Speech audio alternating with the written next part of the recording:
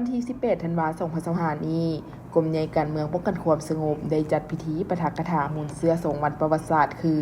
วันสถาปนาสาธารณรัฐประชาธิปไตยประชาชนลาวที่2ธันวาคม50 ปีและวันเกิดประธานไกรสอนพรหมวิหารที่13ธันวาคม105 ปีเป็นประธานและปาฐกถาโดยพลจัตวาปริญญาเอกหงส์พันธ์ผิวเข็มโพนคณะผักกระทรวงห้องหัวหน้ากรมใหญ่การเมืองป้องกันความสงบมีคณะผักคณะกลุ่มห้องอำนวยการและนายตำรวจที่ขึ้นกับกรมใหญ่การเมืองป้องกันความสงบเข้าร่วม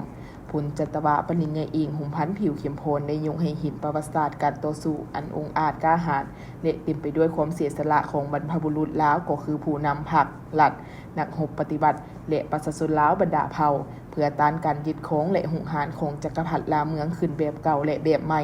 ภายใต้การนำพาของพรรคประชาชนปฏิบัติลาวอันมีประธานไกรสอนพรหมวิหารเป็นผู้นำพาจนสามารถปลดปล่อยประเทศชาติได้อย่างสมบูรณ์และได้สถาปนาสาธารณรัฐประชาธิปไตยประชาชนลาวอย่างสง่าผ่าเผยในวันที่2ธันวาคม1975พร้อมทั้งยกให้เห็นผลงานการปกปักรักษาและเสริมขยายมากผลของการปฏิบัติโดยเฉพาะการปฏิบัติ2หน้าที่ยุทธศาสตร์คือปกปักรักษาและสร้างสรรค์พัฒนาประเทศชาติระยะ50 ปีผ่านมาเฮ็ดให้ประเทศชาติมีเสถียรภาพทางด้านการเมืองหนักแน่นมีความมั่นคงมีความสงบเศรษฐกิจมีการขยายตัวอย่างต่อเนื่องและมั่นเที่ยงชีวิตการเป็นอยู่ของประชาชนบรรดาเผ่าได้รับการปรับปรุงดีขึ้นเป็นก้าว